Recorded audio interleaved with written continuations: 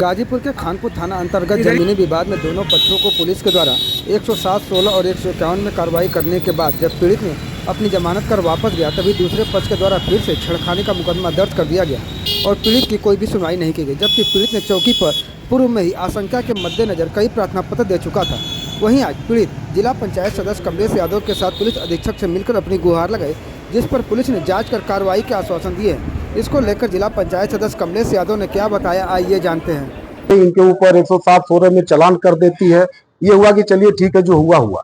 और दूसरे दिन 6 तारीख को मुकदमा लिखती है, फिर 7 तारीख को वही पुलिस उस महिला को बुला के, या बुलाई हो या महिला अचानक गई हो, और जाके वहां थाने में 9 बजे वो 9 साढ़े 9 बजे वो महिला पहुंचती है और 11 बजे वो लोग FIR इनके ऊपर और इनके 10:15 इनके भाइयों के ऊपर, इनके बच्चों के ऊपर छेड़खानी का मामला दर्ज करा देती है।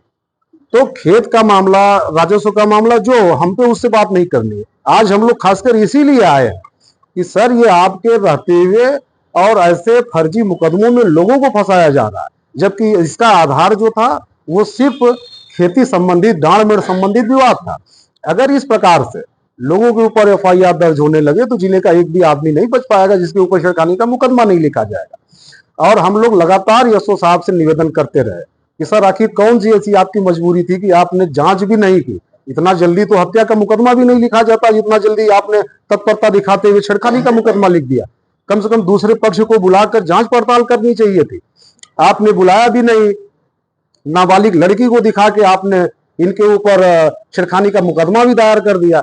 और इसके बाद हम लोग लगातार प्रयास करते रहे कि सर, आप सब जानते हैं कि ये जमीन संबंधित विवाद है, उसी के एवज में आरोप लगा है और हम लोगों का भी एक मुकदमा लिखे। लेकिन आज 1 हफ्ता बीत गया और एसओ साहब हम लोगों को टालते रहे कि आज लिख देंगे, कल लिख देंगे।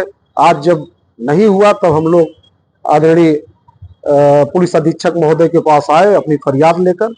और मैं पूछना चाहता हूं कि एसओ साहब, ऐसी क्या मजबूरी थी कि इतना संपर्क होते हुए आप और इतना सब कुछ जानते हुए, सारी चीजें आपके संज्ञान में थी, तो आपने मुकदमा क्यों नहीं लिखा? ऐसे में आप एसपी से मिले हैं, उन्होंने क्या कहा? एसपी साहब ने आश्वस्त किया है और उन्होंने जांच CO सिटी साहब को लिखा है, SP सिटी साहब को, कि हम इसकी जांच कराएंगे।